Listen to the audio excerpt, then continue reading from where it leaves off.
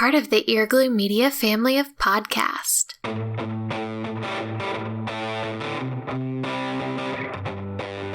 You're listening to the Cantina Cast, your home for thought-provoking Star Wars talk. Join Albert and Jonesy in breaking down the latest news, trailers, movies, and of course, your favorite characters from a galaxy far, far away.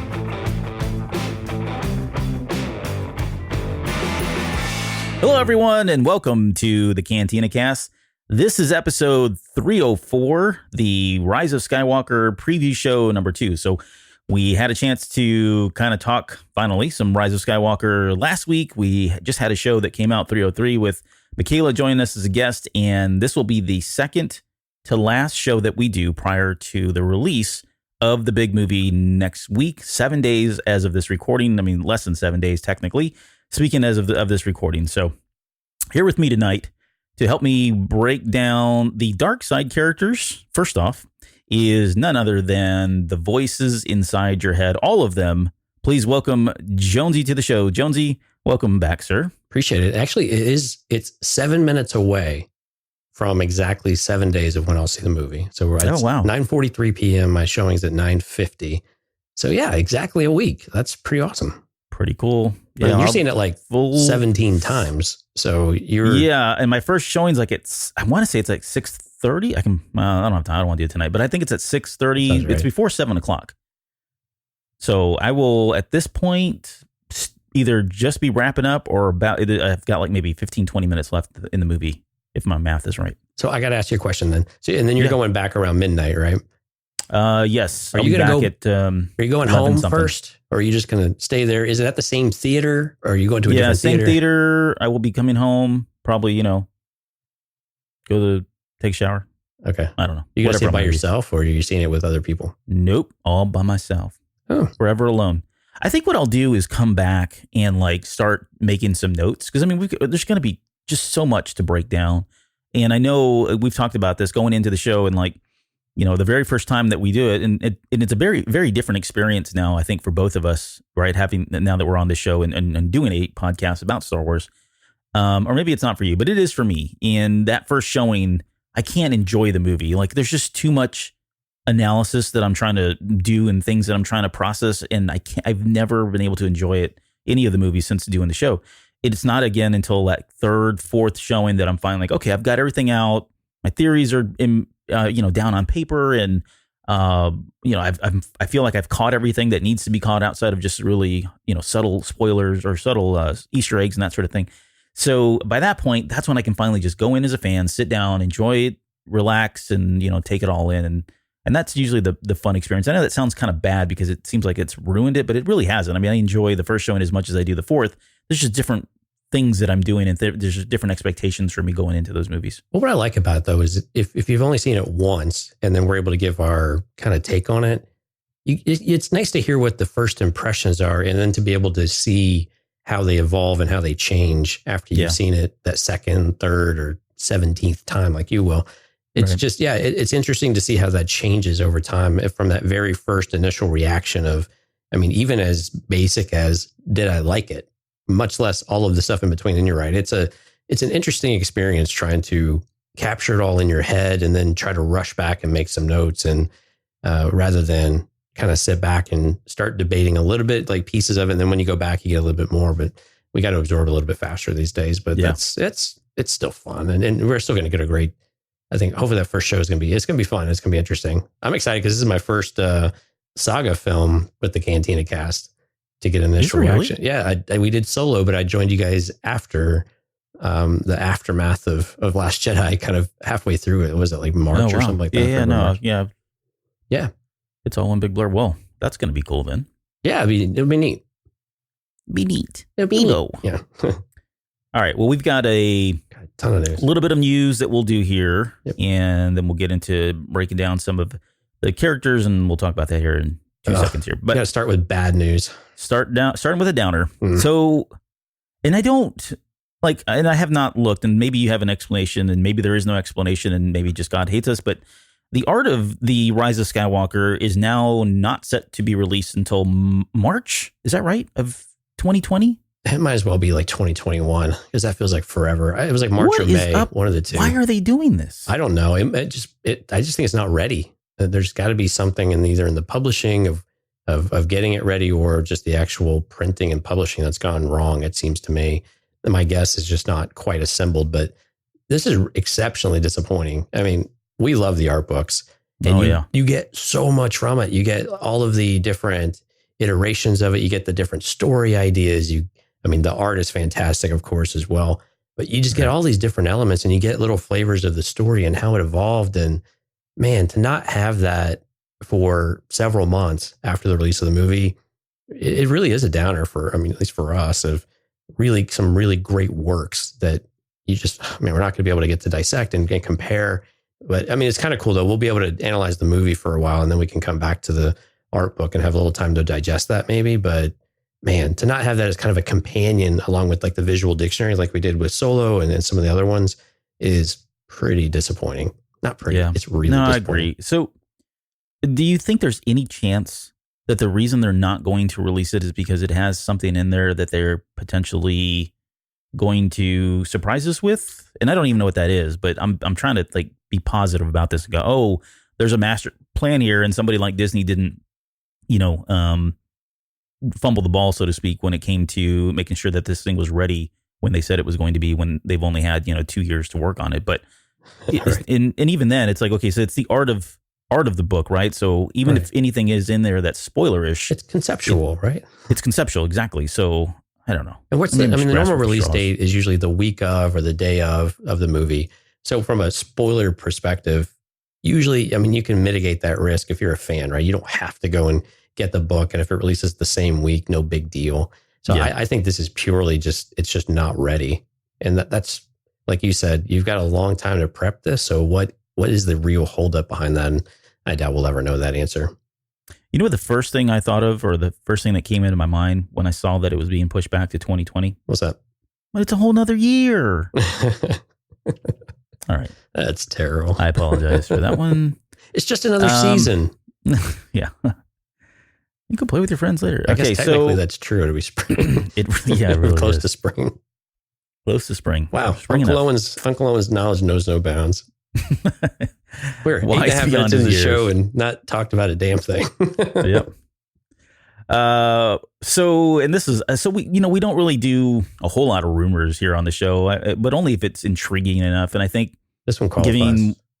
Given what's going on with like Mandalorian and Disney Plus and all that, there's a rumor out there, and I think it was Making Star Wars or somebody had put this out there, that we may potentially be getting a surprise announcement of a show that is going to be a Disney Plus exclusive, Star Wars related, of course, and would be announced here very shortly. And I guess, do you think there's any truth in this? And I guess the follow-up questions are, what is it? And why the veil of secrecy, if that is true? Well, supposedly it's 100% certainty, and they've actually, and the character's actually been identified. So I read that, I don't know, several hours ago. Okay. So take it with a grain of salt. All right. So if you want to be surprised by announcements, or you don't like rumors for Disney Plus, skip ahead a couple of minutes. But supposedly it's Dr. Aphra is at least one of, maybe it's just one of the rumors, but apparently there was a lot of certainty behind it. And and I think it's not a surprising choice, because again, it's the first really dedicated character that's, I think typically equated to as lesbian, I think is what the Karen Gillan always said. And for that to be front and center, but man, it's just a really good character. It's just a really, really good character. It's like a blend of a female Han Solo with an Indiana Jones with even with a little bit of a Mara Jade type of character. You're welcome, Mike. Of that kind of, are they good? Are they bad? We don't really know. And it's really, what would be really fascinating about it though, is I believe this would be the first major comic book character or a character from another medium to really permeate live action. So even potentially before like an Ahsoka Tano, which would be really interesting. But I think it would be a really good choice too, because you could do a lot of different things with it. If you need Vader to come back, Vader was vital to the early. She started in the Vader comic, so that makes a lot of sense. And she comes across paths of a lot of different characters, including the main the main characters from the original trilogy with Luke and Han and Leia. Not that I would expect them to surface, but again, like you were saying, along the lines of The Mandalorian, it's an opportunity to explore a different part of Star Wars and still have Star Wars-y type of stuff coming in that we did it. But I'm going to pause there and get your thing, because I've got another piece that's, again, we talked about last week that I'd like to revisit. Well, so and I had not heard that, so thank you for breaking that, because now I'm trying to like wrap my head around where that possibly could go. I guess my first reaction is that sounds pretty dang exciting, given where that comic's gone, and just it gives you it can be very there can be kind of an overarching story with her, but then there's always kind of like a monster of the week sometimes, or there's like a mission of the week, right? Yeah. Because she's out there doing this all this archaeologist stuff and kind of tracing back the roots of like the Empire and Sith and all that. So there's a lot of potential there. I think I like the problem. One of the things that I would have questions about is like 000. Like, how would that translate into Disney Plus? You know, I mean, they'd have to tone that character down quite a bit. And for those of you who don't know, 000 is like this protocol droid that's completely psychotic.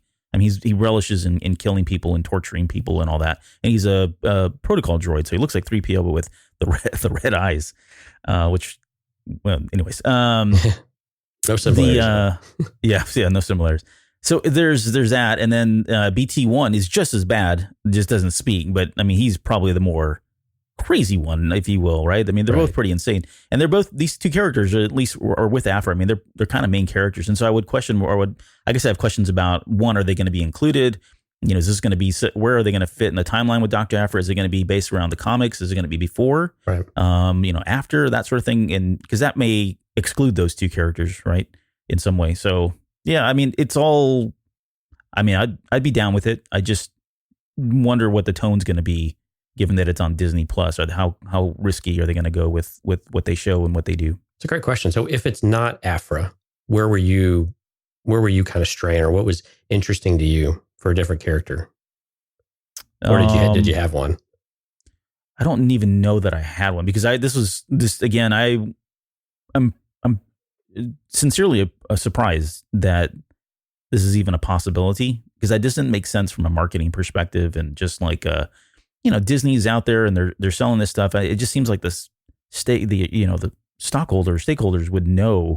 would want to know what they got coming out. And if that's the case, maybe it's so far out, I don't think it's in production. I think the safe bet is maybe we're going to get the Clone Wars accelerated, and surprise, it's coming out in December or whatever, you know, or they're going to float it over the course of like a longer period of time for some reason, or that way we can get that going, because there really hasn't been any new content, obviously, with Star Wars outside of The Mandalorian, right? There's not been much at all. In fact, we're still waiting for like The Last Jedi to hit. There's what is the other one? There's another movie I think that we're still waiting for. No, it's a Disney movie. But anyways, my point is, it's been kind of, the well's kind of dry. I mean, all we have is The Mandalorian, and so, you know, why wouldn't they just say, okay, well, if we've got 6-7 episodes of the Clone Wars in the can, maybe we just start releasing them on a once every 2 week type schedule or something to that effect. You know, right. I don't know. And the timelines of some of this, some of the rumors of the dates are usually where I start to be really suspicious, right? So we got a little bit of rumor that Andor will start filming in June of 2020, something like that. I saw that, yeah. Yeah, I mean, presumably Kenobi's not going to start actually filming until the second half, or maybe closer to the fourth quarter of next year. So that's a little ways off, right? And this one, I think some of the news said maybe it was already filming. I find that a bit hard to believe, given what we have on the other ones. Why wouldn't you already bring this forward if you're already filming? I don't see that as a big surprise, because a lot of people have no idea who this character is. Right. So that doesn't make a lot of sense to me either. But what I kind of with you, this is what I see them as starting to fill the slate a bit of, you have Clone Wars coming. Season 2 of Mando will probably be the next thing we get on Disney Plus for Star Wars from a new content. And then you start getting into your Andor and your Kenobi. I think one of the questions I might have, though, is that we were concerned with Solo of kind of Star Wars overload, and a lot of material coming pretty consistently or pretty quickly. So what does the frequency look like? So how much are we getting? If these are only 8 episodes of 30 to 40 minutes, and you get several of those, maybe 3 or 4 a year, maybe that's okay. Maybe that doesn't feel like too much. And they have different tones, they have different vibes, and that works, right? But I think some of it is are you going to start having things you have to just, if you feel like you have something new releasing all the time, then it starts to be a little watered down, maybe of how much you care, how important it is to you. But with so much of the other material with Marvel and everything else they want to do, I find that hard to believe that they're going to release more than, maybe 2 or 3 in a year or something like that. Yeah, no, you bring up some good points because to me, that's more palatable to be able to have smaller seasons of 8 episodes, right? Than having to sit there and through 12, 24 episodes and then there's multiple shows. For me, it becomes a bandwidth thing too. Yeah. I mean, there's only so much, unfortunately, television that I can watch, and I would do it for this show and to just to stay on top of it all. But man, it's going to feel like a chore if we have, 6, 7 shows out and they're all going 12, 24 episodes a season. That just seems like too much. I mean, I love Star Wars, don't get me wrong, but dang, that's all I'd be doing is watching Star Wars. And maybe that's what Disney wants, but right. And then you have movies coming out, right? Yeah, exactly. And then on top of that, right, we're not even talking about the movies, comics, books. I mean, there's just so much already. And boy, poor us, right? Yeah, I mean, I'm sitting there it's really complaining difficult about to it. be It's a Star Wars podcast. Star Wars fan. I know. My gosh. So the one thing I wanted to come back to that we talked about last week, or one of my concerns is, again, with an Afra character, much like a Mandalorian character, much like a Cassian Andor character, are they Star Wars enough? Are they rooted enough in Jedi, Force, Sith, that type of thing, to where they really continue to draw people's interest of what felt like core Star Wars? And I know not everything was Force. I mean, the earlier movies, of course, had to get there a bit. But is it enough to really keep doing it? If that's what you're doing, if that's the steady slate until we get to a Kenobi, depending on what we get with Kenobi. So I think that's the other question I have, is that we've got a lot of content that isn't necessarily rooted in the mystique side of Star Wars. And is that a concern or not? Or does it make Star Wars feel less like Star Wars and it makes it feel more like something else, something normal? Right. So anyway, questions. No, it's a good question. No, it's a good question. I think, I think if they go the route of making these Force/Jedi-ish type shows, as long as they keep coming back to that, right? They have these little side stories or hooks or something just to kind of keep us like a palate cleanser centered. Almost. Yeah, exactly. Right. A way for us to really just kind of make sure that we don't forget, the Force is out there, and look how it's, it's all around us, and there's different ways that it's impacting our characters or people, or even if it's small, right? Things like that, just to kind of keep that in the back of our head and keep it, or I should say, keep it in the front of our minds that this is Star Wars and that stuff does exist. I think that's probably, they could do that for a while, buy them some time until something like Kenobi comes out. But I don't think you can have, and I may be wrong, but I don't think you can have a bunch of Star Wars shows that have nothing to do with lightsabers or Jedi or anything else. I think at some point that is going to become, it's going to start to feel not like Star Wars, at least the way we see it today. And you almost have to balance it, right? I think there's got to be something out there. And maybe with Kenobi, it's super heavy on those aspects or not. I don't know. But it just seems like, you would need to have something at some point like that. And same thing with like space battles. As much as I've loved The Mandalorian, it was kind of refreshing to see that space battle in episode 4 or 5. Right. Yeah, 5. Chapter 5. And it was short. Right. Yeah, it was. I mean, it was short. It wasn't like over the top, and it wasn't, it was very Top Gunny, that kind of thing. But it was refreshing to see it, because to me, that's part of Star Wars as much as lightsabers and Jedi and all that. I want to see the space battles in some way. And that was short enough to just to say, hey, don't forget, right? This stuff happens in space, and it looks cool and all that. But what else we got? All right. What else we got? Soundtrack. Okay, look, and I'm going to make this real quick, because we're not doing spoilers on the show. Right. But the soundtrack came out for the Rise of Skywalker. I guess it was technically leaked.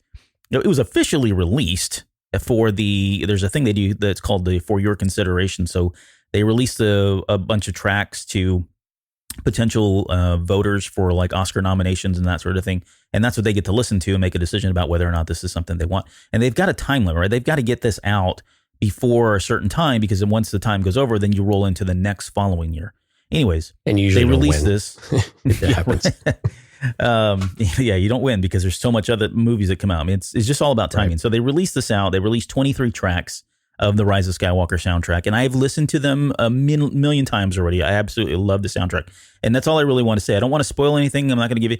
If you are not into spoilers, don't go look for this thing, because the tracks come in as track 1, track 2, track 3, track 4, etc. But the ID tags have the actual names of the tracks on them, and there are some things that could be spoiled for you. In fact, there are some things that will be spoiled if you read the ID tags. And there are other things that start making you think about things, if that makes any sense, right? It's not necessarily a spoiler because it doesn't give anything away, but it really starts setting your mind thinking about, well, what in the heck could they possibly even mean here, or could they be talking about?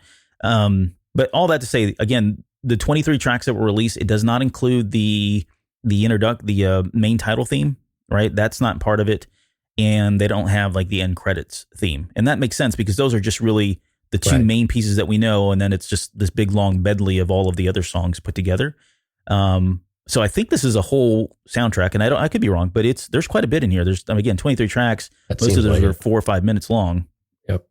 So it was great. I mean, I loved it. There's some really great standout tracks. I would say if you were a fan of The Last Jedi soundtrack, this is going to be very close to that. If you were expecting something like monumental, which is not fair because it was a long time ago, but something as monumental as the original trilogy soundtracks, it's not there. If you're wanting something that's maybe in line with the original or the prequel trilogy, it's hard to justify it there as well, because I kind of take them in that order, right? Original, prequel, and the sequel trilogy. And that's by no means, right, this is a bad soundtrack at all. It's awesome. It is amazing. And there are songs in there that you haven't heard in a long time. Just themes that you haven't heard in a while. And so it really starts to make you wonder, why is that in there? Yeah. And then we heard that too, that they were blending in all these different themes. I resisted the urge. I have not listened to it because I don't want to.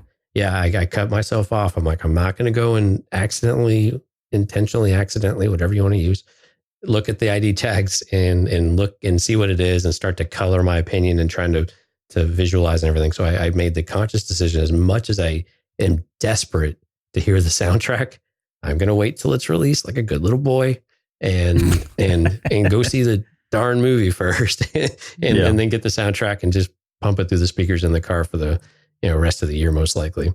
Yeah. Yeah. You won't be disappointed. That it's been pretty fun to listen to. Yeah. Here at the Cantina Cast, we do not condone pirating material or anything like that. So, yeah, no. This was all legit. I got a buddy in the industry who sent me a legit copy, and I'm on the voting board as well for the Oscars. So, yeah. Wow. Anyways, that was kind of a big deal, folks. Yeah, sure. Baby Yoda merchandise. Oh man, yeah. Baby, we knew it's coming. So they finally released this thing, and sorry, but we had to talk about this. Oh, this is egregious. Guy who I don't even know who this guy named Clayton Sando. I didn't even look to see who he was because I don't care, because I'm talking about Baby Yoda merchandise. Isn't that the dude from ABC? Maybe he is. I'm actually looking him up now on Twitter. I think that's the dude from ABC. It says husband, dad, ABC correspondent, covering Star Wars is my side hustle. Wow. Yeah. Retweet. All right. Anyways, yeah. Thank you, Mr. Clayton Sando. I don't know who he is, honestly, and maybe I should, but whatever. Who cares? Listen, they've got the first, if you go to his Twitter account, he has a little video showing you the new Hasbro 7.5-inch talking plush Baby Yoda for $25. They didn't include a name. So we don't know what it's called. It says The Child is what I hope they're not going to market it as that. Maybe they are, because I'm not calling them that. But Baby Yoda, it's makes egregious noises. Yeah, it makes noises. It's like a Yoda baby. It's a Baby Yoda. I mean, exactly. It's like a baby alive doll for Yoda. It's all the cooing stuff that you hear, and then there's like this video says squeeze, and like you squeeze him, and then he's 10 sounds, 10 different sounds, which is wow. I've probably done 8 of them in the last like 10 seconds here. No, and then he goes. No, let's make it stop. I'm listening to this and doing the voices as it happens, and then it comes with your very own Sorgan frog. So it's this little frog, this plastic frog that you put up to his mouth, And I'm sure there's microchip technology or I don't know, whatever is in there, something working on Bluetooth, whatever. And whenever it gets close to his mouth, he makes more noise. He goes, because he wants to eat the frog. Can't get over your noises.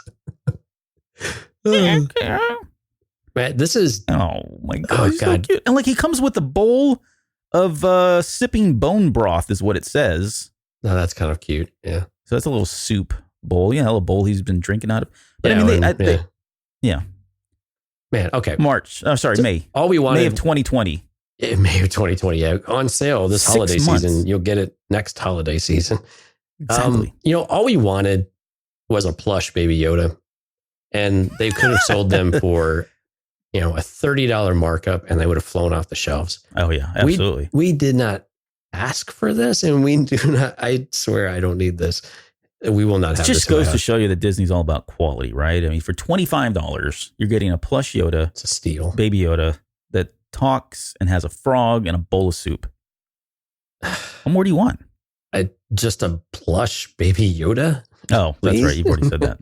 Yeah. Well, maybe they'll release one for like $5 and you can be happy. Whatever. I mean, that's the Snuggle thing. that thing at night. Release 1 billion of them and make them $30 and everybody still buys them. Mm-hmm. All right. Well, let's get to the real Baby Yoda news. On Disney Plus, he can be your profile picture now. See, and I didn't know this. You brought this up to me and told me about it. And now I'm going to have to go and set this thing up, which is kind of cool. You said this. So it's got Baby Yoda. He looks cute. Oh, he looks so cute. And then you can do Mandalorian too. Yep. Mandalorian as well. Yep. Or you can be like my daughter and just do Forky, but whatever. Yeah. But yeah, Baby Yoda on there with the Mandalorian. I don't know. Each in their own. That was my the Forky. Stuff. He's been doing this for like half an hour, people. I actually have been doing it for about half an hour. I don't know. Forky asked the question. I love that character. Sorry. Anyways, yeah, that's really cool. I would like to go I'm gonna have to go change my avatars now because I don't know actually what I had now. I'm trying to remember what my avatar is. I think it is. I had a First Order Stormtrooper for a while. Yeah, I thought mine was the Mandalorian. There's probably like 10, 10 Star Wars characters, something like that. I don't know. We should probably get on with some Rise of Skywalker. Well, 29 minutes in, we're finally going to talk about it. We've only got about 10 minutes worth of... No, I'm kidding. We have more than that. Yeah, let's do this. Let's get into our main show. Sorry, folks. I know we're just having a good time here. That's not why you're here. You're here because you want to know. Time. You're not here for a good time. We are going to make this miserable, and you will hate it. No, we are going to talk about... coming back? Right. Please welcome to the show. No. Yeah, check. Got my checkbox. So we've got what we thought we'd do with 2 shows left. So we're getting into our predictions, maybe. I guess we are. Yeah, we're getting into some predictions here and talk about what we hope to see overall with the story. And so the way I broke this up is because we were going to be talking about, let me back up. I broke this up so that we're going to do dark side characters today. So we'll talk about new characters that are being introduced in the Rise of Skywalker, and then we'll end on some of the returning characters. And next week we'll do the same thing with the light side characters. But and there was a couple different ways we were going to slice and dice this. And we'll jump at this in just a second. But they being Disney, today on December 12th. They released and I don't even know what this is. I'm calling it a final trailer because it really feels like a final trailer. Yeah. But it had footage from the movie included in the first probably 30 seconds, 15, 20, 30 seconds around there that we had not seen before. And it had what you could consider spoilers, but given that it was released officially by Lucasfilm and Disney, it's technically not, at least not by our definitions, it's not anymore. But it does open up a whole lot of different questions, and the implications of some of this stuff can be quite honestly huge. And I'm not trying to, be dramatic or sensationalize that in any way. And so when that came out, it kind of changed it for us. It was a game changer in terms of how we were going to go about this show.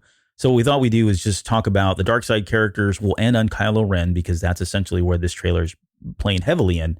We'll break down that little clip of 30 seconds or whatever it is and dissect that a little bit and talk about what that could possibly mean. And then we'll do the same thing, we'll do that, the final light side characters next week and give you our final thoughts about what we hope to expect and kind of wrap all that up. So I hope I got all that right. All right. Sounds good. So, and then the other thing I want to say. So Jonesy has been good. He has not been following spoilers. So you can know that he's got a very sincere, honest answer to some of this stuff when we talk about speculation. I, on the other hand, am dirty.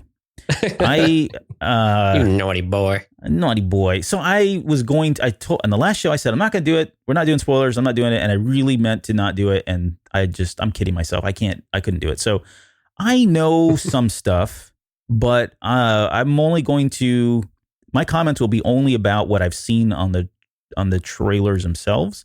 And if I can't answer something honestly, I won't say anything at all. Because I don't think I don't want to be disingenuous and be like, well, I don't know what's going to happen. And when I do know or have a good feeling. And at this point, I think we're kind of in the end game. So a lot of the stuff that is coming out now is more validation as opposed to new content, right? So we're starting to kind of filter out, we being those in the spoiler area are starting to be able to kind of weed out what's true and what's not. So it's all kind of coming together, which is kind of cool. Because there's been some crazy stuff out there. But that's kind of how we're going to go. So let's start with the new characters. And I've got some on here, the new dark side characters. First, I want to talk about the jump troopers.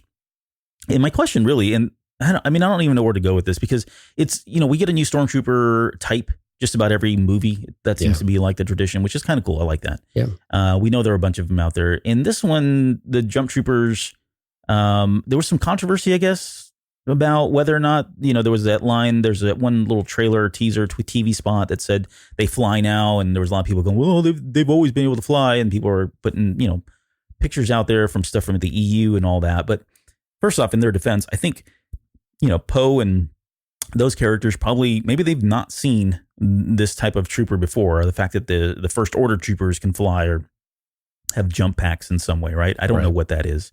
That's how I kind of defended it. I really don't think it's a big deal. I don't think it's obtuse type approach from the Lucasfilm group, and they just forgot. I mean, come on, guys. Right. There's no way, right? There's probably some really valid, legitimate reason they don't just not overthink this stuff whenever they're doing it, and they don't get it checked by, love them or hate them, the Pablo Hidalgos and the Leland Cheese and those guys in the story group. And so, anyways, let me pause there because I want to get your thoughts on the jump troopers first off. And as much as I like EU, it just doesn't count anymore. So let's get over it. I mean, I don't care. I think, I like that we get a new stormtrooper every movie. Sometimes we get, this one we're going to get multiple new stormtroopers. It looks like in some capacity. Yeah. And so when I think through what we've seen, I think there are some other opportunities for them to show up. I think on the Star Destroyers in particular, when we see them riding on whatever the horse things are called, I can't remember the names of them, but that's another opportunity for them to show up and they can jump back around. Whether they fly or not, cool. They kind of look like they're flying. They jump off the speeder. I forgot what the name of the speeder is. I think I saw a set for it or a toy for it that named it, but the track speeders or something like that. And they kind of jump off of it and it launches them, which I thought was kind of neat. And I'm sorry, they look like they're flying, and that's okay. But we'll see him in that scene, but maybe we'll see him pop up somewhere else, and that's cool with me. I don't care. I mean, you need stormtroopers to shoot, right? That's right. They got to die somewhere. That's right. Yeah, I don't know that we're gonna. Yeah, they probably will pop up here and there. I wouldn't imagine they're going to be the main force that they're contending with, right? Because they're just probably just fodder. Yeah, they're fodder. They're all fodder. All right. The new one that we have is the Sith Trooper. And up until tonight, I had a lot of questions about these guys. I still have questions about them. And it's the same question I've had, honestly, since they announced the stinking name. They call it a Sith Trooper, and I'm trying, for the life of me, try to wrap my head around what is it that makes them Sith. That has a very specific meaning. There's a connotation that goes with that, for at least in my head, about what it means to be Sith. And I still today there's nothing that makes me think that there's anything more than the name and the red color and it sounding cool. Although tonight, as part of Thursday Night Football or something on ABC, they did a new 15-second TV spot that we hadn't seen. And there was some new footage again that we had not seen. But the big takeaway here from this was there's one brief second, maybe 2 seconds total, where one of these Sith troopers is coming in. It looks like they're having the big battle on the Star Destroyers, the one that you just mentioned earlier, where we see Janna and Finn riding off on those mounted steeds.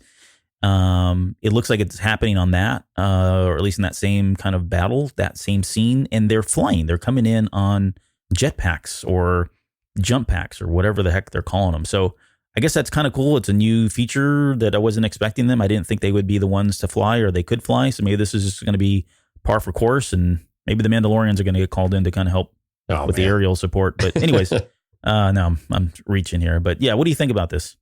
I see the Sith Trooper. It almost seems like a faction now, based on that they have an emblem, and it seems to we've some of the costumes that they've shown at the different expos, if you will, or the fan. What's the word I'm looking for? I can't remember what they're called. Like the cons, the conventions. Goodness gracious, yes, thank you. Yeah. Right, they kind of seem like a faction that's developed, right? Which would make sense especially if the First Order is not in the know. But I mean, yeah, that they have jump packs and stuff like that makes a lot of sense. I guess it's a little interesting, but hey, they got to get around too. You can't run everywhere; you get shot. Yeah, so why not? That's right. Hey, we've all played Battlefront 2, and if you have a jump pack, your like survivability goes up a lot. It's hard to hit people in there. Yeah. The other thing too about these guys is the cannons. So cannons. There's my Michigan accent. My cannons. Anyways, there's the guns that they're running around with. They're rifles. If you look at them, the muzzle on that thing is thick. I mean, it's huge. It looks like a smaller rifle like you would expect a stormtrooper to be carrying. So it's not like a long range rifle, nothing like the Mandalorians using, or a sniper rifle or anything like that. And it's not a pistol. It's a two-handed weapon of sorts, right? But if you look at the muzzle, it's enormous. And I don't know what that is. I don't know if that's because that's the I don't know, the caliber of the blaster bolt, if that makes sense, if that's the thickness of it, or it does something else. But at least in this particular one that they show flying in, I had not seen their weapons before. And I don't know if you had a chance to look at it, but it's enormous. So is it more like what the Sand Troopers were sporting back in A New Hope? Is it something like that? Sort of, yeah. I mean, the muzzle, that's a good point.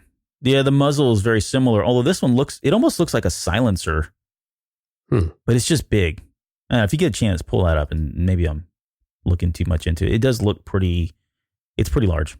So I don't know. Again, the reason I'm intrigued by it is because I'm looking for anything at this point to really kind of justify why we're calling it a Sith Trooper outside of the color of red. Right. Any thoughts? You want to spit a theory out as to why it's called a Sith Trooper? Again, I think it's a faction. That's kind of where I think that's where I'm going to roll the dice and put my chips, is that there's a Sith faction. Final answer until next week. Final answer? 50 or phone a friend? I'm with that. I'll take that. I don't, if I had to throw something on the wall and hope that it sticks, I'm going to go bold. I'm going to say that they are somehow infused with the Force, midichlorians. I don't know, something Force related in some way. That gives them the name Sith Trooper, which would make them a very formidable type, opponent, right? It's not your everyday First Order trooper. So the fact that there's so many of these guys, right? It looks like there's a ton of them, and that would be a pretty overwhelming force. No pun intended. Yeah, for regular resistance fighters to confront, though. No, I'm with you. Yeah, wipe them out, all of them. Yeah, I mean, man, that would be rough. All right, we'll have to see. Yeah, I don't know. I was trying to think like who would be able to contend with them. Really, I mean, that's the thing. That's a bit over the top, insurmountable, right? Rather than one or two characters that have a lot of power. Chirrut and Baze, and you have something to kind of offset that with our heroes. Baze and Chirrut, they could do it. Don't think. Oh wait, no, they're dead. Oh yeah, sorry, they're dead. All right, that's the Sith Troopers, and here's a character. General Pride. I'm laughing because we were talking about General Pride before he came on the air. And I have this question about where's his allegiance? And I think your answer was, who cares? Yeah, I don't know that we're going to get anything for this guy. I feel bad. I don't want to discount who the characters are or the actors or anything like that. But yeah, we had some other generals and admirals and people that we don't care about because they did too. And I don't know. It's give him a red shirt because I don't think he's going to make it out alive. They're not going to come out. No. And that's good. Thank you for doing that, because one of the things I forgot to mention is on all these characters in both shows from here on out, I have the question about will he live or die, or will they live or die? So we'll try to take our predictions about who makes it out of this movie. General Pride, I put the question down about where his allegiance is, because I didn't know what else to say. Like, what do you do? How do you talk about this character when we really don't know anything about him? But they've released, like, he's got his own pictures and everything. I mean, he may be the next Rick Oley, which, doesn't pan out to be anything. That could be that. But I would expect that if they've gone to the effort to cast somebody like him and have his own promo character shots, and I mean, there was a picture with him and Hux in Entertainment Weekly or something like that a few months ago when that came out. It seems like he's going to have a substantial role of at least, well, I shouldn't say substantial. He's going to have a role at least, and he's just not going to be another general that gets killed or, and we don't care about. That's my hope. And if that's the case, then the only thing I could think is that would be interesting is, trying to guess where his allegiance is. Is he loyal to Supreme Leader Kylo Ren? I almost did it again. Is he loyal to Supreme Leader Kylo Ren, or is he really just in this for the Emperor, and that's where his allegiance is? And at some point, we're going to get the conflict that exists between, maybe Kylo Ren doing what he wants to do, or leading the First Order in a way that he wants to, and this guy pulling rank, even though he's not technically a higher rank than him, but because he serves the Emperor, that supersedes whatever the heck Kylo Ren's wanting to do. So I don't know. I'm trying to come up with conflict here that would make this character a little bit more interesting. Yeah, and I think maybe this will blend in with Hux, which we're going to get into next. So maybe we can start blending these a little bit. If Kylo Ren is out on this individual mission, right? We've seen a lot of images with him and Rey. Now we've got this new trailer that came out, and it seems like he's on his own path, maybe completely on his own. So it makes you wonder, okay, with Hux, does Hux need someone to pair up with in order to keep that moving in some capacity? And that's where General Pride would come in. And then to your point, we do have some publicity stills of them together. I mean, of course, they're both officers. That makes a lot of sense. But is this, again, does that give you some sort of tension or conflict there between those two characters? Because the Supreme Leader is off doing his own thing.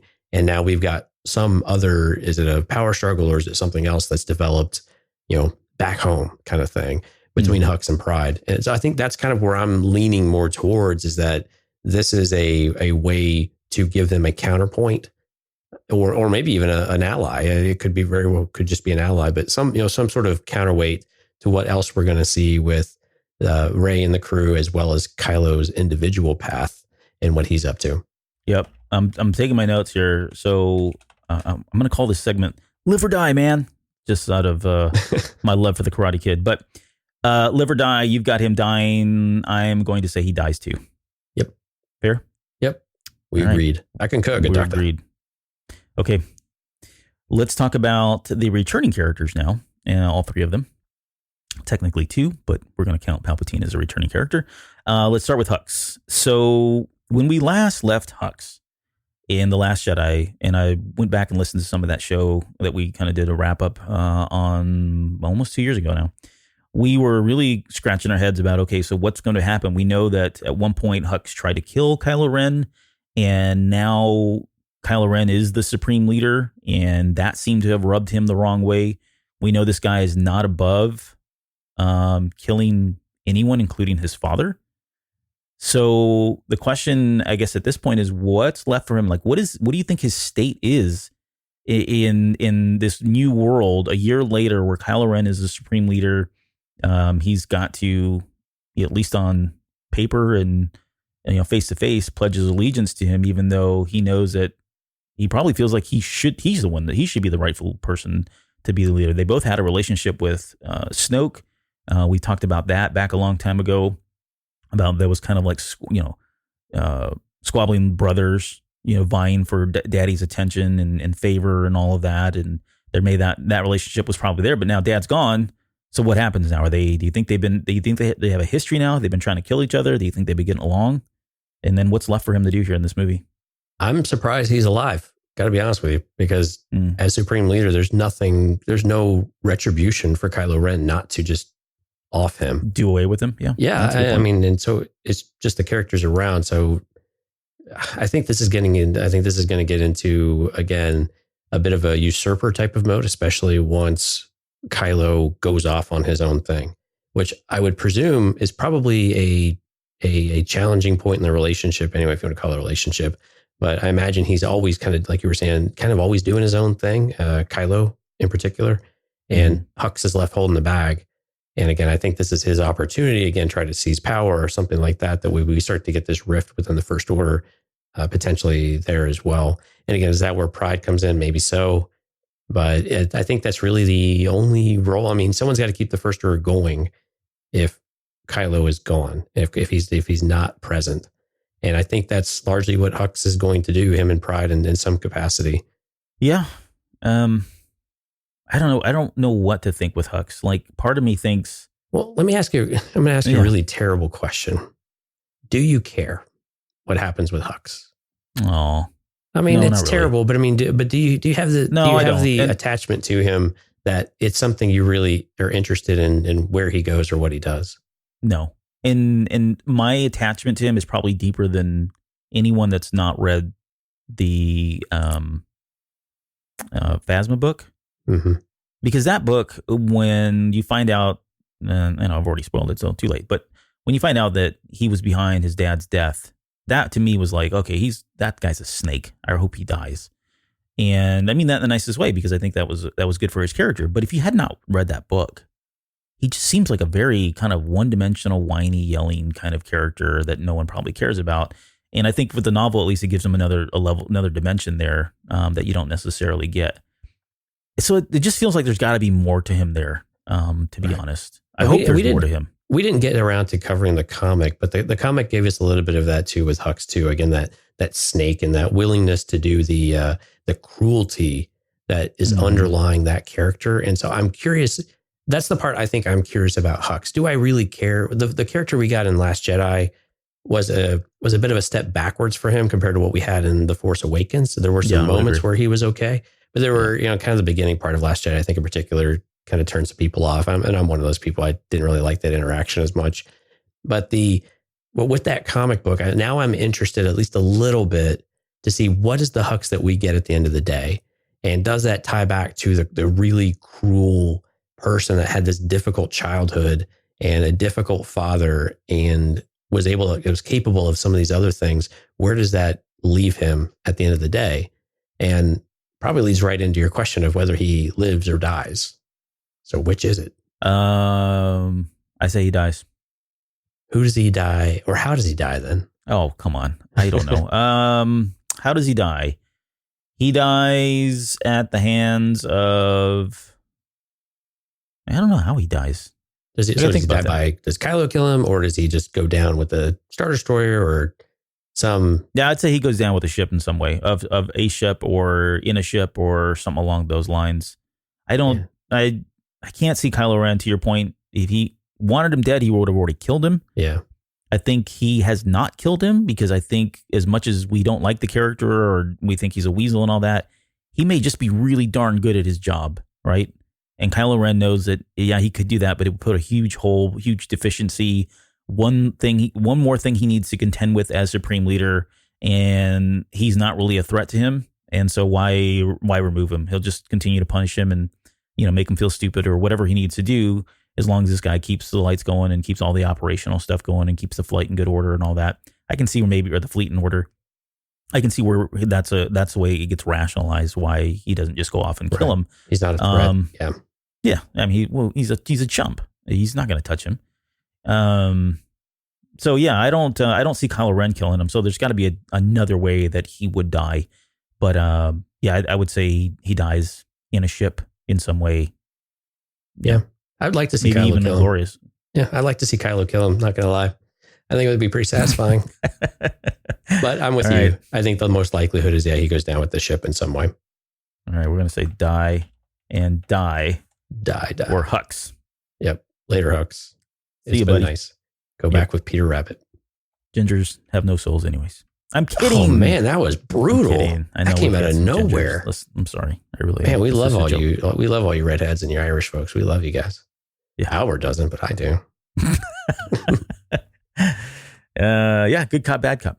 Okay, Palpatine is next. All right. So the questions I have around Palpatine is, what is he doing here? We've talked about that enough. At first, so let's go back, roll the tape back to Celebration, and we heard the laughter, and we came out of that and did that show. And our hot take at the time was Palpatine was back as potentially a ghost, or maybe he wasn't. I mean, we talked about that a lot of different routes and different opinions. And I think my original take was that it was not necessarily going to be Palpatine in the flesh. You've had to backtrack that one a little bit. I've had to backpedal that one. Yeah, exactly. No, and that's fine. I don't know. Just a dude, man. Just a dude. But I think it's safe to say he's in the flesh in some way at this point. I mean, we've heard now two quotes from him. He is real enough, I think, at this point. He's real enough. That's exactly right. What he is, I don't know. But he's real enough. And based on what I've seen from the trailers and Rey looking up at this thing that's walking, and I called it a Deus Ex Machina, but whatever this is, I think that is him. And so that opens up a whole lot of questions, right? About how the heck did he survive? And what did it all mean when we saw that glowing energy, that big ball of energy leave, the second Death Star after Vader chucks him down the shaft there. So the question I guess I have is, what's left for him to do? What is he doing? And we know this was, he had Operation Cinder. We got some pretty good backhand knowledge on that from the, what was it? The video game? Yeah, Battlefront. Thank you. Battlefront 2. Mm-hmm. So Operation Cinder went into effect. That was his kind of plan to ensure that his legacy lived on, that people were still thinking about him, taking care of him so that he could come back. Actually, it was let me back that up. That's not exactly what it was. It was quite the opposite. It was burn it all down. Yeah. It was a cleansing. Make no mistake. It was a cleansing, right? You failed me. If I'm dead, then all of you have to die as well, because you did not. You failed me. You did not protect me. So therefore, you will die too. So, but he had a plan, right? And from that sprouted these loyalists that we know that existed out there, and I think we're probably going to see more of them in episode 9, because somebody had to take care of this guy. He doesn't doesn't sound like he's going to be in a good condition. If he's sitting there and he's got a mechanical thing that's operating him or walking him around, he's probably not fit to kind of rule on his own. So there have to be some kind of caretakers, I would imagine, somewhere around there. But he still has to have an immense amount of power, I would think, because otherwise, why would you tolerate that? I mean, yeah, it's true. There's got to be his power has still got to be there in some capacity, to where he is this really fearsome character, even in whatever state we actually get him in. That there is still something about him that is really, really awful power, and you just completely fear it.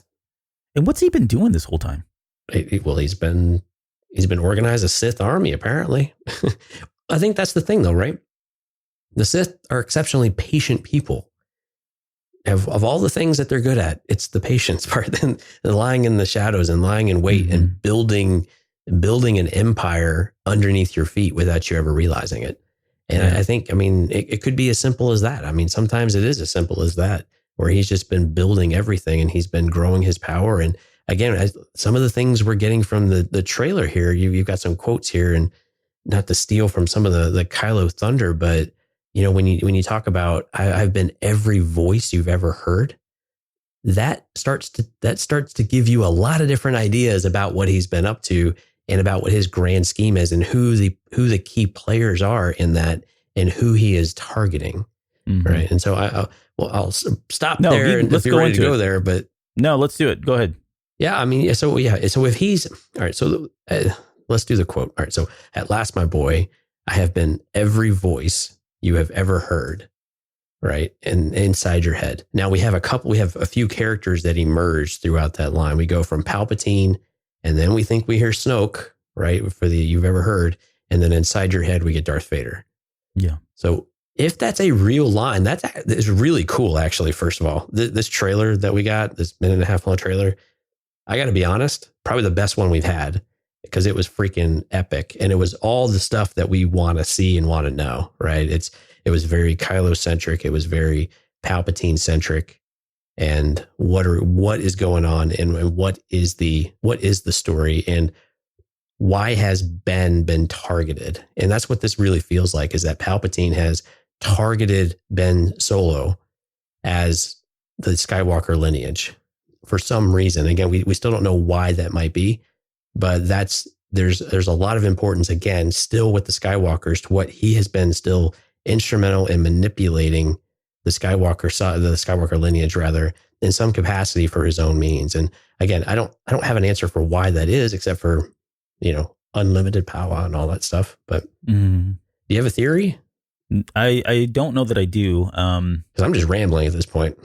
No, you're fine. It all makes sense. I think it's all the same questions and the same things that kind of rush into my head as well, too. I mean, I completely flipped out when this thing came out. I was not expecting it. And, and I'll talk about a little bit. Let me stay on target here and talk about Palpatine, really. And then we can get into Ben Solo.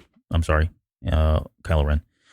The thing with this quote, I think is you hit the nail on the head. The big takeaway from this quote is him saying, "I have been every voice you've ever heard inside your head." That, outside of, we'll talk about redemption here in a minute. Outside of that, though, that speaks to a larger strategic plan that has been in play, in motion, back ever since you could argue, since Kylo Ren was born. Maybe even before. We don't know. Maybe the Emperor foresaw that Leia was going to have a child, and there was an opportunity there to do something with that child. And so, maybe this is why, if he says it's every voice that's been in his head, then that also could imply that Snoke was a puppet here, and that he was playing Snoke, and Snoke was really either the Emperor in some way, or being instructed to do and say things to the family of, Leia and Luke and Han and Kylo Ren or Ben Solo and all of us. It just seems like there was a very, very, very long game that he was playing. And so the big question that I have is why? Why does he need Ben Solo of all people? And it sounds like he needs Rey too, because the way that he's been talking about, we see them together and they're always together. I mean, there's a moment there where we see Rey, and she's kind of looking up and she looks scared, and that's when that thing's walking up to her. So Rey's there for a reason. But there's got to be a reason why he's wanted both of them. And I don't have a really good, strong theory there. The only thing I can think is, what does he always want? I mean, it's Palpatine. He wants power. We know he was obsessed with cheating death and wanting to live forever. And we've got plenty of, examples of where he's spoken about that.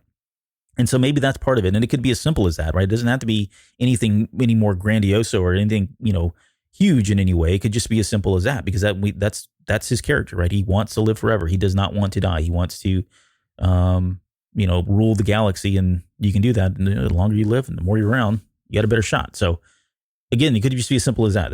That's what his motive is here, is to get Kylo Ren. Now, how that plays into that strategy and how that plays into his ultimate game plan, I don't know. I would imagine Rey and or Kylo Ren have to die in some way, or they're, sure, maybe siphons their power out, or who knows. Well, let's borrow from the Vader comic, right, with Momin. So what did it take? Yeah, so Momin's wisdom, if we all recall, Momin was his essence, his force, his whatever spirit was imbued in the helmet after a massive explosion while he was channeling the Force with the Jedi. So a major event happened, and somehow he basically got captured into an object. Now, Palpatine, we know, had that object, and he hadn't unlocked all the secrets, but he gave it to Vader to help with that process. And so Momin did manifest himself back in the physical realm, but he needed Vader's help to do it. And so I'm starting to draw this a bit of a parallel of sorts that, like you were saying, I think you were kind of getting here too. He needs Kylo and potentially Rey in order to finally physically manifest himself back into the physical realm, whereas he might be something else at the beginning of this movie or throughout most of the movie. And then we finally get him as a physical presence after said event happens. Right. And so I think if we borrow from the comic, and again, it's difficult to borrow from books and comics, I get it, but there is a little bit of a precedence here, and we're seeing some consistencies here on some level. Even if I'm really stretching for this, I think there's enough there that it's at least possible and plausible that there's something. We know that there are objects at play here. We have seen video of, or images and stuff. They're not spoilers. They're part of the thing of Rey holding an object and using these kind of guides and things like that. So there's something there that is that keeps drawing these connections back with what we saw in the Vader comic. And I think where there's smoke, there might be a little bit of fire, or there might be a different play on a similar situation or similar scenario. Yeah. Am I crazy? No, you're not. Crazy? I mean, given what we know right now, and this, I'm not taking anything away from what you just said, but there's only a few ways that this can go unless you really want to just start, spewing out completely crazy conspiracy theories that have no foundation or basis, right? But I mean, I think what you're saying is all reasonable and logical based on what we know so far. It is a way to cheat death. And if that's been important to him to extend life or to prevent death in general, then yeah, you have to start taking a bit of an extra leap and stretching a bit, maybe beyond your comfort zone about what we think is normal and, quite honestly, normal Force stuff, right? And we know that they're going to explore some different things in the Force. Is this one of them? And it kind of seems like, yeah, sure. I mean, we got it with Jedi, right? Jedi has spirits and all of that. So what's the Sith equivalent? Are we going to find a Sith equivalent? And maybe this is their way. I think that would be cool. I like the idea that there is a way. Yeah. Yeah. That there is a way. Yeah. Even though, as much as, we've always talked about they can't, and Lucas has come out and said they can't. Well, it's a new order. So why not? Right. 30 years later, a lot changes. New generation. A lot changes. Well, and again, he's exceptional. We have to remember that we view Palpatine as exceptional compared to almost any Sith. And now we know that there may have been more powerful Sith in the past based on other content we have. Some of it might not be canon anymore, but we view Palpatine as something exceptional because of both his ability, but also his intelligence and his perseverance. And so I think when you start to combine that, you have a very dangerous character that is willing to try different things to figure out a way to manipulate the situation to his advantage in totality and including the long game without the short-term games. He's willing to sacrifice some of that. Yeah. Yeah. I guess a way to say that, if there's anyone that could do this or pull it off, it's going to be him. Right. So this 15-second clip there that came out tonight on Thursday Night Football, which just sounds weird, but whatever. There's another line here. It says, "This will be the final word of the story in the story of Skywalker. This will be the final word in the story of Skywalker." So it's the Emperor saying this. Right. Yeah, clearly, there's no ambiguity here. Yes, it is absolutely him. And we were talking about whether or not this was going to be a line in the movie, or if it was recorded for this clip, or for promotional type things like clips and TV spots. A bit on the nose, yeah. It is on the nose, and you said it first, and credit to you. I'm with you. I don't know if this is going to be in the movie. It makes for a great TV spot, and it kind of hits right at where, a lot of it hits right with the whole theme about this is the last, movie in the Star Wars saga, Skywalker saga. And, we're not going to have any more saga movies, that kind of thing. So it just is right on the nose in terms of what they're trying to do here. So I don't know if he's going to say it or not. I can draw one parallel that might suggest that it could be in the story. It could be in the movie. And it's really from Return of the Jedi. The disdain that he has when Luke refuses his offer. And the "so be it" Jedi line, of course, that Mike uses on us all the time, every time we irritate him or we decide differently from him.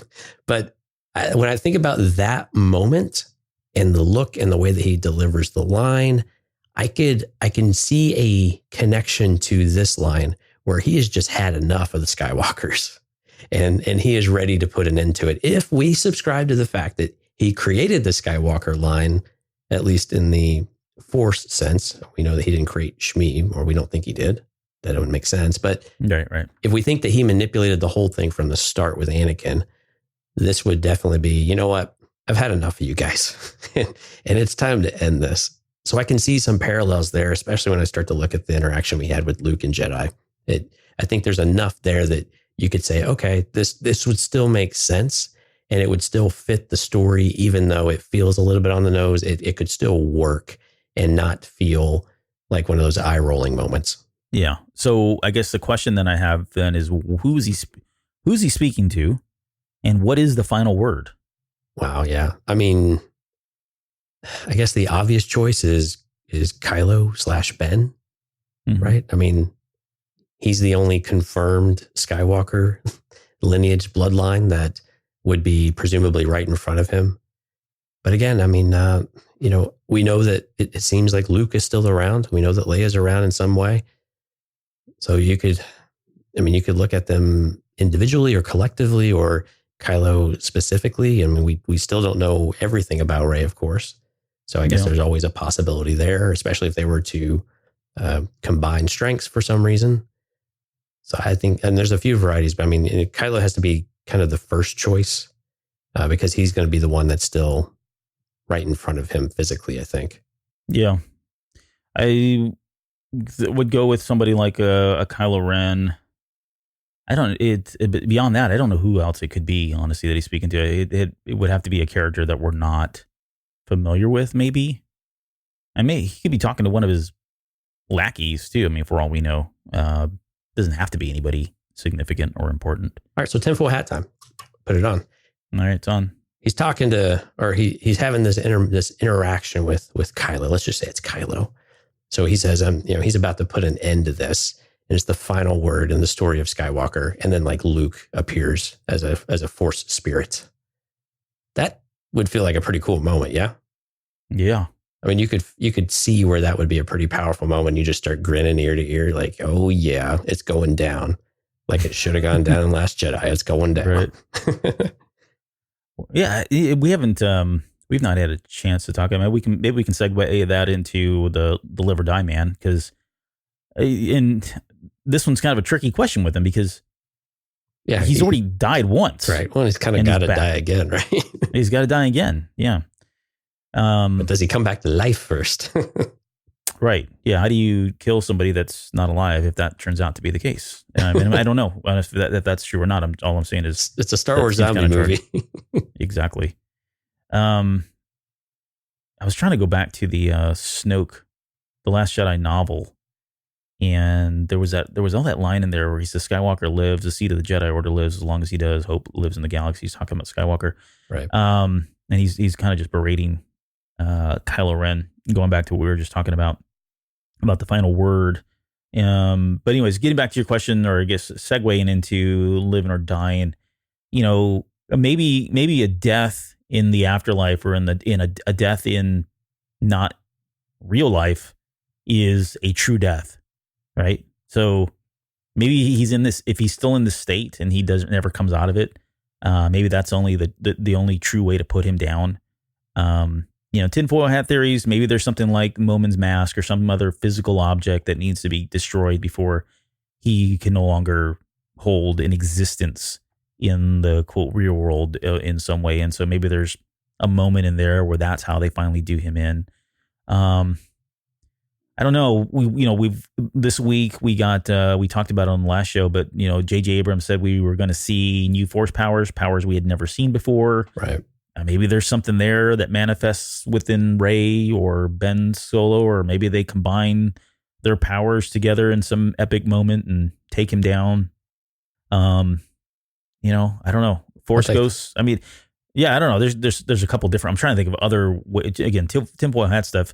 If he is truly not there and he's a spirit or ghost of some way, then there's a whole opportunity for Yoda and Ben and Ben Kenobi and Luke Skywalker and just about anybody else that's died to finally have this moment where they all appear, manifest, and kill him in the afterlife, or kill him in that ghost spirit world and be done with him in some way. Ghost fight. Yeah, I mean, and then you get into the thing of, okay, if he's part of an object, you got to blow the object up, right? We've seen this 100 times in movies, right? Yeah. No. I'm just saying, right? I'm being facetious. Yeah, if you subscribe to the MacGuffin theory of Star Wars stuff and Indiana Jones type of things, that's usually what you kind of get.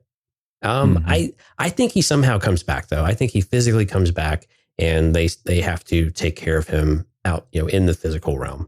That's kind of where I'm leaning. That's where I'm going to go, is that he has found a way to bring himself back to life, because I think that's a really interesting story that we know has been brewing for a while. And so did he finally achieve true life after death, like life? And I think we're going to see it. I think that's something that we could really see. I think that would be really fun to see how they would bring that to life and how they would kind of explain it if they want to explain it. I kind of don't know how I feel about whether I want to know all of the things or just some of the things or maybe none of the things. I don't know. But I think he does come back. I think and then they have to, they really do have to kill him for real this time. Well, I was going to ask you that question. So if he dies again and how do you he comes back, dead? Well, no, if he were to come back later, I don't know, 5 years from now, 20 years from now, 30 years from now, when we're both really dead, or I will, you won't. But if that happens, is that okay with you? I mean, to me, it feels like he just has to die at this point. Okay, he's already gotten a 9 lives kind of scenario, and he's back again. But if they just keep stringing him along, and he's just it's like a comic book character where he dies every other year, so that they can relaunch and have a new baddie in town, then that kind of diminishes the impact of him dying. It's like, all right, so what? He's dead, and he'll be back again. Right? Yeah. Yeah. It has to be final this time, and I don't think they'll bring this character back again. I mean, like we were talking about last week, even if you continue the saga in some way, you've really got to come up with another guy to carry the torch for the evil side of things. Palpatine's such a great villain, but yeah, you can't keep going back to that well. You've got to finish it. But I like the idea though that his story and the Skywalker story are so intertwined. And I know there's been some concern in the community about this starting to feel more like a Palpatine story, and Palpatine is present across the entire saga.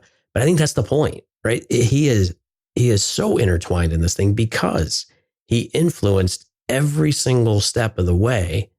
And if he's done that with 7 and 8, we just need to, we don't know it yet. Yeah. But presumably if they're going this, we're going, like you were saying before, there's going to be some threads that tie that together, and they're going to start opening our eyes to that he was orchestrating things in 7 and 8 in some way or from a distance or whatever that might be. But he is in, this isn't just the Skywalker saga. The decision points are maybe from the Skywalker's perspective and then from their, from what they need to accomplish. But it's very much Palpatine's story too, of playing with things from the background and manipulating events and creating scenarios that these characters have to navigate. And I think that's really cool. To me, I like that. It gets me excited, and I'm okay that these fates are all intertwined and they follow the same trajectory of sorts. Yeah, I'd agree. I don't mind so much. I don't mind so much this being the end of the Skywalker saga, so long as it's the end of the Palpatine era. Yeah. Era. Yeah. I think they go hand in hand. They have to be done with each other. Yeah. So those moments where, you can't kill one without killing the other, maybe. Yeah. I mean, that's one way to end it too, right? That's absolutely true. And you could argue that if that's the case, then there's a reason for him to be alive now, because you didn't kill the Skywalker bloodline in the last one. That's right. So what does that mean then for our next character, Kylo Ren? Because if that logic is true, that almost kind of prescribes a death for him. I think he would be the last of the line. We've talked a lot about redemption, right? And if we follow Vader's arc and Anakin's arc, it took a sacrifice of something it took a sacrifice. And I think most people kind of know where I sit on this one, but in order to achieve some sort of redemption, he had to do some sort of sacrifice, right? And Kylo Ren, and this is where Adam Driver's comments lately or make this more kind of an interesting conversation of where he doesn't really feel like he has anything to be redeemed for. He doesn't need to apologize for anything. He doesn't need to prove his worth or anything else. He believes what he's doing is what needs to be done. But you still have to prescribe a bit too that it's difficult to see how he makes it out of this movie at this point. Yeah. So hold that thought. Let's talk about the trailer, because the one thing, the big thing for me that I flipped out about this was that line of, "At last, my boy, I have been every voice you have ever heard inside your head." And when I heard that, the first person I thought of was Katie, because she has said for almost 2 years now, consistently and very very thoroughly. I think she's got a 40-page or 40-minute read on this topic. She has them on standby so she can copy paste. She can just copy and paste it, man. Boom, boom, boom. Anyways, so I appreciate her organization.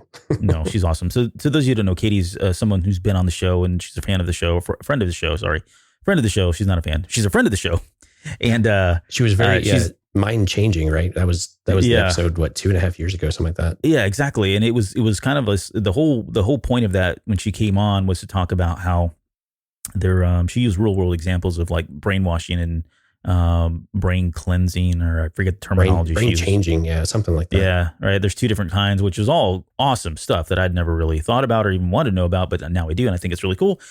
But the point of that was she was coming on and she was kind of talking about how this was exactly what was happening to Kylo Ren. And again, mind you, this is right after The Force Awakens comes out, so this is not Last Jedi stuff. This is way early on in this sequel trilogy. And she was coming out saying that this was exactly what was happening. Well, this line almost vindicates her. And again, I may be reading too much into it, but just at face value and what I've heard, it does kind of vindicate that theory that he really isn't at fault for all this. And right or wrong, whether you like that or not, it's not the point. The point is that's the story. If that's going to be the story, that's the story, and that's what we're going to have to deal with. And what's more interesting is if you just skip past that and accept it, then the implications of that line are huge, because and I use the word exonerates and that's not really the best word, because people like Mike and other folks out there are going to argue that they've committed sins, they've committed crimes, and even though they may be redeemed, and it doesn't necessarily mean that people are forgiving of them. And I get that. That is absolutely 100% true. I think I've gone on record, at least on 2 shows back when The Last Jedi came out, that I truly believe that as well. However, and this goes back to Katie's point, it's a fairy tale, it's a story. And those types of details really mean a lot to us in our real lives, especially when we're talking about people that have committed crimes and have taken true lives. But there are plenty of examples throughout history, or I should say throughout lore, whether it be TV, books, stories, whatever the case may be, that people go through these redemption arcs very similar to this.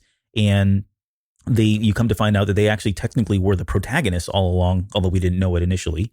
And they get to be redeemed. They get to be held in a high light at that point, and we don't really dwell on the fact that maybe they did kill a lot of people and all that stuff, because it really all that matters is what they did at the very end, and they really weren't. It really wasn't them doing it. They were being urged by someone else. They were being controlled physically, mentally, in some way, held doing something against their will, or put in a position where they had no obvious choice but to commit a bad crime and all that. All these different examples or different ways that they go about this. And so there's a whole lot there. But for Kylo Ren, this is kind of it. And the other point I want to make just quickly, and I'll let you weigh in on this. This is good for a lot of the other characters as well. I made this little GIF, whatever we're calling it today.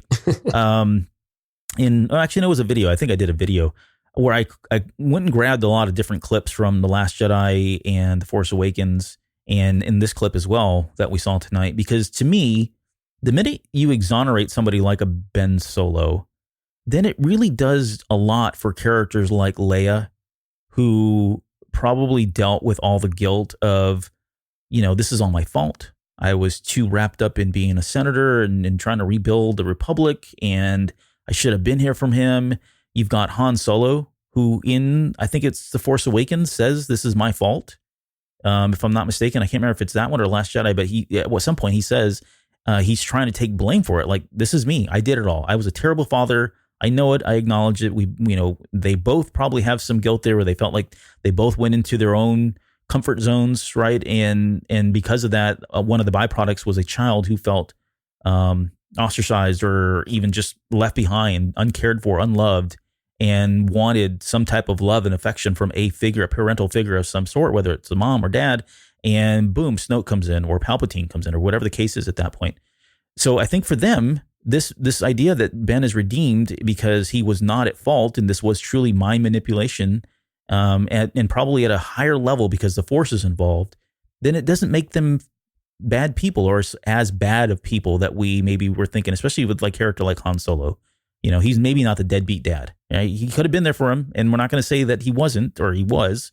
We know that he wasn't, but there was probably more at play here. And then finally, with Luke Skywalker. I think it helps him as well. I think it helps his character. He blames himself. He comes out and says, "This was my fault. He's the reason why the Jedi Order fell. I thought I could train him." There's that whole scene in The Last Jedi where he's sitting there talking to Rey about the Jedi's hubris and all that. That all kind of gets, I wouldn't say washed away, but it certainly is lessened, and there's a way for us as an audience to be more forgiving for characters like Luke, Leia, and Han Solo, and saying, you know what, it really wasn't all your fault, and we get it, and it opens up a huge landing pad now for Ben Solo to come into the light and be a good guy, be a good character, be the protagonist that we didn't know he was this whole time. So as I sit here listening to you describe Kylo's path or Ben's path, yeah, you could take pretty much everything you just said and apply it to Anakin Skywalker, right? You have this parallel path almost, right? Because you had Ben Kenobi trying to fill that role, but he wasn't able to quite fill it the way that Anakin needed it. And you could say that Palpatine was the voice inside of Anakin Skywalker's head.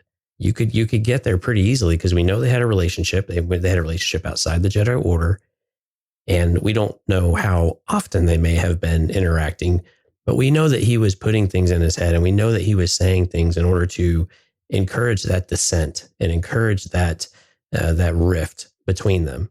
And a lot of those same it was like almost everything you said. I was just sitting here thinking Anakin. I didn't even have to think of Kylo. I just kept thinking about Anakin, and it plays right into how Palpatine operates. And you could definitely see it. And it would corroborate everything or many of the things that Katie's thrown out there, and a lot of the things that you just said, that, you know what, he's been manipulated. Yeah, he's got his faults. Yeah, he's still the one doing the actions. Make no mistake, he's the one pulling the trigger on some of these things. But at the same time, he's confused. He's got conflict. He wants something that he can't have, but he doesn't know how to get it. And all of these things, especially as a maturing person, and granted, we would expect him to be perhaps a bit more mature now. And it sounds like, based on interviews, he perhaps is. He's a bit more, firm in where he's at in his life in some respects. I think more of a controlled chaos, I believe, is what we've heard it referred to as. Mm-hmm. But he still has these moments of, he still doesn't quite know how he should fit. Not that where he fits, it's just how you should fit. How should you go about these things? And if you've got someone manipulating, and again, what Katie's point, if I remember that episode forever ago, is that you get so rooted in what they're telling you. It's not brainwashing. It's just truly changing the way that you think. And whereas brainwashing is just, subjecting you to a lot of things over and over, where you think they're true, you can't distinguish from reality. But the changing your brain is actually changing the way that you process information, to where you get disconnected entirely from what you were, from what is real or what is actually true, or what based on, it's all kind of through a different type of lens, right? And I'm probably paraphrasing that really badly. So if Katie's listening, I sincerely apologize, and I would expect a really long email with all of the reasons why I'm not analyzing this correctly. Yeah. But that's kind of where I go, and it's not hard to get where you're at. I mean, I think that's where you start to see it. Of, like you said, the change is not so much the change; it's more of an enlightenment type of thing. He finally understands. We saw that with Asajj Ventress too, right? I'm just pulling things out of everywhere, but you have these moments of clarity, and however you get there, but there's some catalyst that changes it. And in Star Wars, that has tended to be love, right? So Vader's love for Anakin's love for his son, right? Asajj's love for Voss, right? Yeah. Voss. Wow, I sound like Voss now. Goodness, my Northeasterner's coming out on me. Man, 4 years up there and everything goes to hell. Anyway, but yeah, you start to see that they have these connections, right? And then again, what's the connection between Kylo and Rey? The connection between Kylo and Leia? The connection between Kylo and Han, or Ben? We could start to use Ben in some of these, and with Luke, right? So what are these influences now that can start to lift that veil? And what are the moments that we're going to see that's going to actually finally be that catalyst, if he needs to be? We'll just keep using the word redeem for lack of a better word right now. But what is that catalyst going to be that finally lifts this veil of darkness around him, to where he's he can finally see things as they really are in order to make the right choice finally. Yeah, I would agree. For high on the list, number one on the list is love. And I don't know if that's love for mom, love for dad, love for Ray. It could be all of them. My gut tells me that at this point, and based on how they're advertising and everything, I think it's Ray. And whether that's platonic or whether that's romantic, I don't even freaking care anymore. Because like I said in the last show, that's not important anymore, right? That was important a long time ago, but things have changed over the last 2 years. We know a lot more, and especially with the direction this movie's going in, it doesn't matter at that point. You're burying the lead. And I'm not saying it's insignificant, because those obviously imply different things, and especially to the different types of fandom that are out there, that means something. And I'm not taking anything away from it. All I'm saying is from the aspect of how he gets there is love is just a central theme to Star Wars. It is true to Star Wars in every freaking way you can think of. Go back and look at every other character, all the relationships, and why we got here to begin with. Because of love, right? We got here because Anakin Skywalker was in love with Padme. And from that sprouted all kinds of crap that we're dealing with today. This is all the baggage from that relationship. Good or bad. So yeah, I think at the end of the day, I think it comes back to your point. I think it's love. Who that is, likely it's Ray. How? I don't know. What type? I don't know. I don't care. But that's where it's going to come from. If it's going to happen, it's going to happen in that regard. So right. I mean, and again, this is stuff that's right in front of us. We know there's a connection, and we know that they need to resolve this connection in some way. And I think when you look at a parent's love and the relationship you have with family, it's a very different type of love than when you have it with another person. And it doesn't even necessarily, like you were saying, it doesn't have to even be romantic love. It's just this ability to connect with someone. And what does that actually mean? And what can you infer and what can you take from that? And what does it make you want to do differently than what you're doing right now? Right. Or does it make you want to do anything differently? And so, I mean, those are the questions that we want to see out of Ben/Kylo of what's in his head. What is he really conflicted about? What is it that he really wants that he can't have, or he doesn't know how to go and get it? And what is that? What does that look like?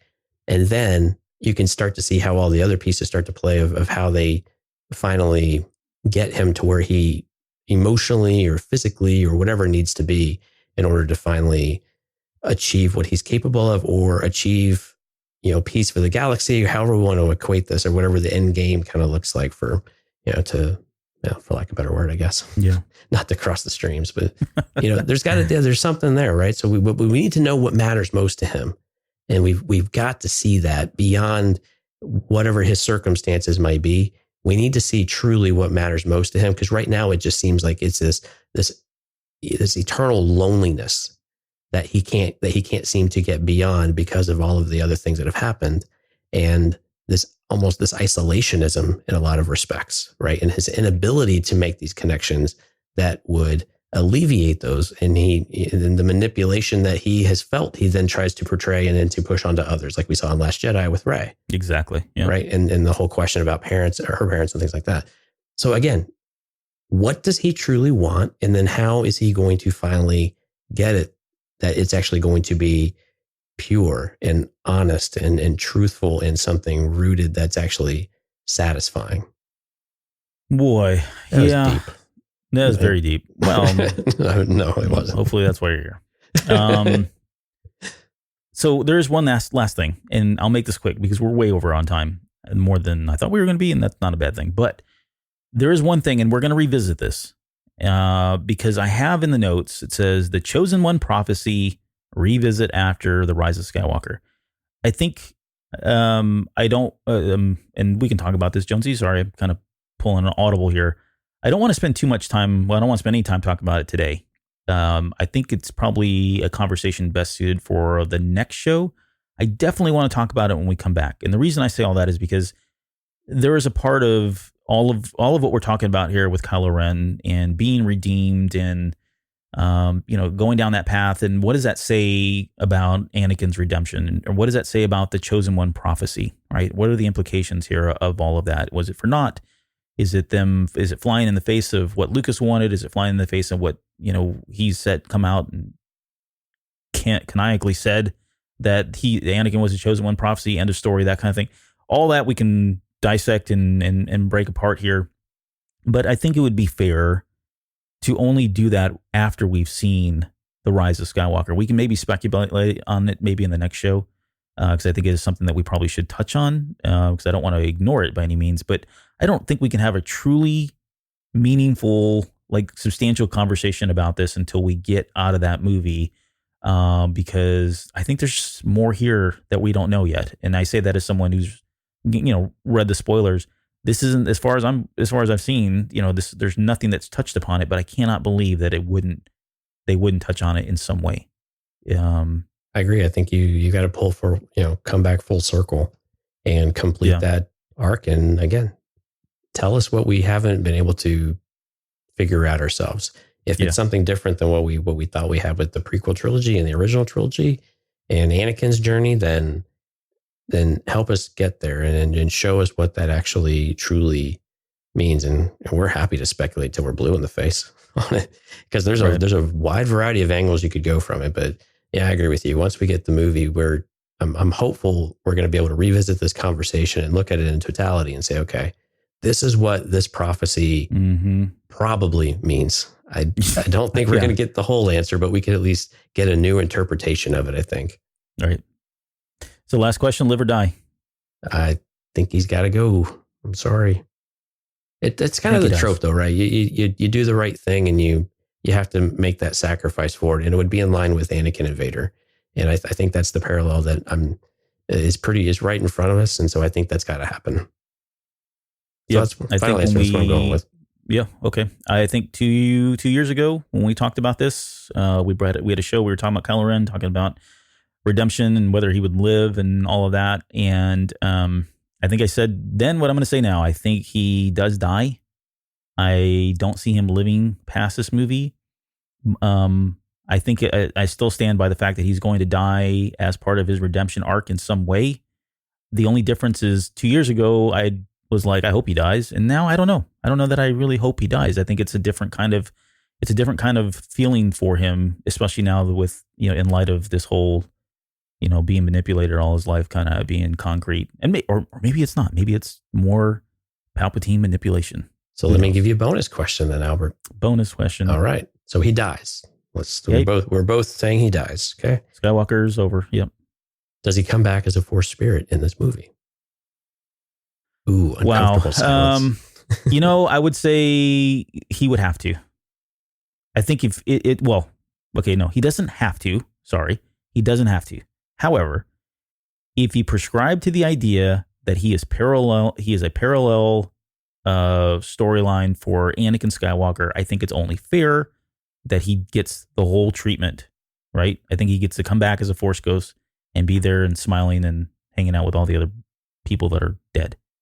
I was trying to think what a more fancier term, but no, that they're dead. If not, then I don't think he, if that's really not the point of this arc here, if really the whole point of his storyline in The Rise of Skywalker is to not draw exact parallels to Vader, then I think there's a scenario where he does die and that's just the end of it. Does that mean we don't see him in future iterations or future stories as a Force ghost? No, I think that's still a possibility. But I think if we're going down this path of, he's always wanted to be his grandfather and everyone's told him he's not his grandfather and he truly believed he was going to be like his grandfather. And at the end of the day, at the end of The Rise of Skywalker, it turns out he actually was like his grandfather in a lot of ways, more than we wanted to admit and more than we initially saw. Then I think he gets to be a Blue Force ghost as well. Yeah, I have kind of been agreeing with you. I see this happening, especially if there's a sacrifice and a redemption. I think it's, again, we've seen it before, and why wouldn't we see it again? And I think it's almost to me, I would be more surprised if we did not see it than if we do. Exactly. No, I don't have anything more to add to what you had. Yeah, I mean, I don't want to repeat it. And my mind started going into Vader, and it's interesting because my view on Vader a long time ago is totally different now than today because of all the comic books and the stories and just how much that character suffered. And, Ben's feeling the same way. I hated him at first. I couldn't stand him. Wanted him to die as coming out of The Force Awakens. Softened up a little bit when right before Last Jedi came out. Didn't really change a whole lot, but, over time, the last 2 years now, especially with the comic books and things that we know about him and all that, I just, my opinion's starting to change. And he does seem very much like the Vader character, and kudos to Abrams and everybody else if that's what they were shooting for. Just was kind of bumpy getting there, but we got there. So we'll see. You know what? I have a similar opinion. And there's one moment that really shifted my perspective on him. And it was in Last Jedi of all things. So he's making the offer to Rey and he's got his hand extended. Mm-hmm. And he pleads, right? Please. And you can the performance is good, first of all. Yeah. But you can just see the pain and the isolation and the loneliness and the desperation. That's a fantastic word. Yeah. Desperation for something to feel real and feel meaningful and to fill that gap and fill that void. And I think that's the glimpse that we saw that gives us this, I'm going to use the word hope. I hate using the word hope with Star Wars because it's so loaded, I guess. Yeah, I think overused a bit too. But but it's one of these things of you have this moment where you can actually feel that the characters, there's still something really real to the character that you just haven't been able to get to yet. And you haven't seen it yet. And that it answers why the character is like he is. And we will finally see what that is in this movie, I believe. Yep. I think we will. Okay. Well, that was quite a long show. So hopefully you enjoyed that. If not, too bad. Patreon. If you didn't get this far, then if you didn't get this far, you won't know. Yeah. Yeah. Patreon. Yeah. We got a couple. What do we got? Again, man, you guys are, man, it's just overwhelming. You guys are supporting us so much. So Kyle Ren, not to be confused with his brother, Kylo Ren, and Brett, I am not going to try to pronounce your last name. Yes, I will. Lukefeld. Lukefeld. Oh, okay. Thank you. You're the linguist. So yeah, thanks guys for joining us up just here in the last couple of days. It's been awesome to have you on board. Again, you get your own secret channel in our Discord server. Of course, you get all the extra content we get out there. So if you'd like to go and take a look and see what you might get, see if you want to jump on that bandwagon with us, we'd appreciate it. It's patreon.com/thecantinacast. And of course, join us over on Discord, which both Kyle Ren and then FN Mando, FN Mando, right? Just joined us over there as well. eargluemedia.com/Discord, where, like Albert was saying earlier, really awesome conversation, especially around the Mandalorian right now. But man, the Rise of Skywalker stuff is picking up both spoiler and non-spoiler. So there's something for everybody there, and we're having a great time right now. And I haven't been writing as much, but man, I've been reading all this stuff. And again, you were saying Katie came back with a vengeance today with lots of stuff. So if you're interested in getting a really cool take on things, regardless of where you sit with things, it's really fun to read through some of this stuff, and it's a fun conversation. And you've been really active lately with it.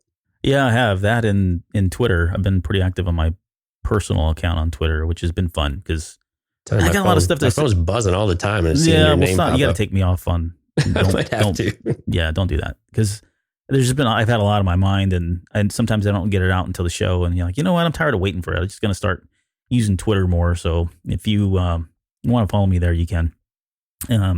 That wasn't the point of that, but yeah, I've been active both there and then copying and pasting or bringing up stuff in Discord and then shifting it over to the Twitter accounts and all that. So, but yeah, it's been a lot of fun. It's been great to connect with everybody as we have been. So yeah, and hey, a huge shout out to everybody that's been interactive with us on social media as well.